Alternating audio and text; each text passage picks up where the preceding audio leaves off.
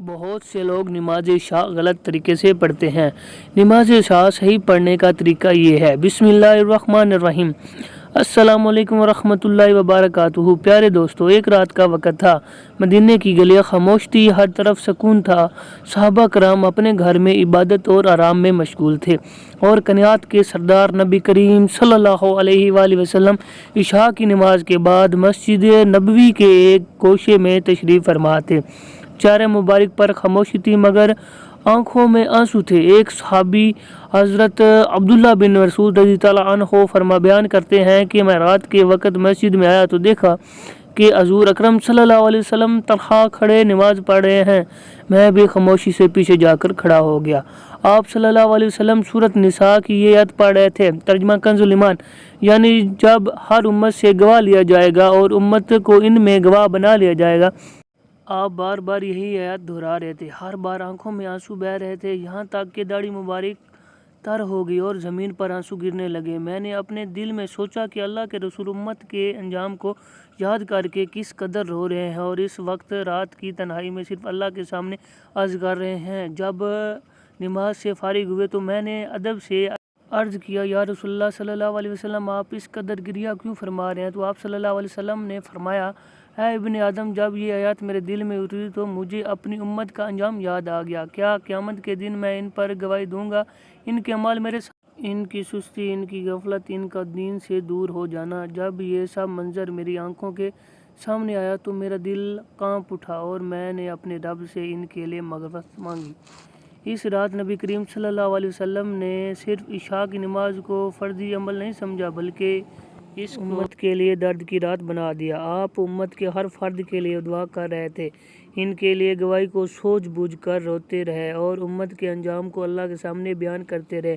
آج ہم میں سے کوئی ایسا جو عشاء کی نماز میں اتنی توجہ سے کھڑا ہو، جو اپنے گناہوں کو یاد کر کے آنکھیں نم کرے، جو اس بات سے ڈرے کہ قیامت کے دن نبی کریم صلی اللہ علیہ وسلم ہمیں پہچانیں گے یا ہم ان کی نظروں سے اوجھل ہوں گے۔ اگر ہم چاہتے ہیں کہ رسول اللہ صلی اللہ علیہ وسلم ہمیں اپنے حوض کوثر پر پہچان جائے تو ہمیں اپنی نمازوں کی ان کی تاریخیوں پر لانا ہوگا۔ ہمیں اپنی عشاء کی نماز کو بھی اس عشق و محبت کے ساتھ ادا کرنا ہوگا جسے ہمارے نبی کریم صلی اللہ علیہ وسلم نے سکھایا۔ یا اللہ ہمیں نبی کریم صلی اللہ علیہ وسلم کی اس رات کی کیفیت کو اپنے دل میں اتارنے کی توفیق دے، اور ہمیں بھی ان عاشقوں میں شامل کر جو رات کی تاریکی میں اللہ کے سامنے جھکتے ہیں اور نبی کریم صلی اللہ علیہ وآلہ وسلم کی امت بننے کا حق ادا کرتے ہیں۔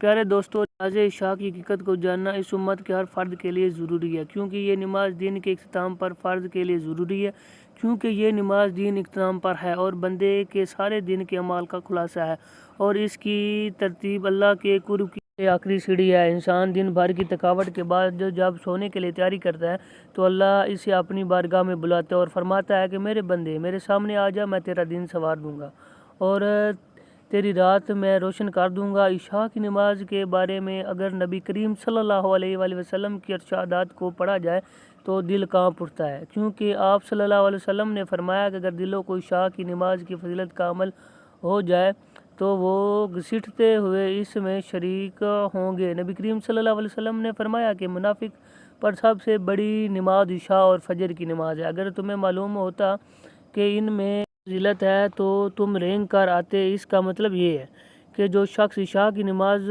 کو معمولی سمجھے وہ نفاق کے خطرے میں، اور یہ دل سے اس نماز کو ادا کرے وہ اللہ کے انعامات کا مستحق بن جاتا ہے۔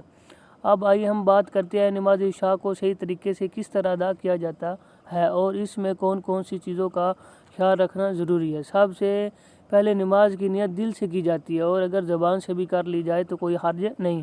نیت یہ ہو کہ ہم رکعت نماز عشاء کی قبلہ رخ اللہ تعالیٰ کے لیے پڑھتے ہیں، امام ابتدا میں ہو یا اکیلے۔ اگر پڑھ رہا ہو تو اکیلے نیت کریں۔ یہ نیت کے بعد تم ہاتھوں کو کان تک اٹھا کر اللہ اکبر کہہ دے، پھر ہاتھ باندھ لے۔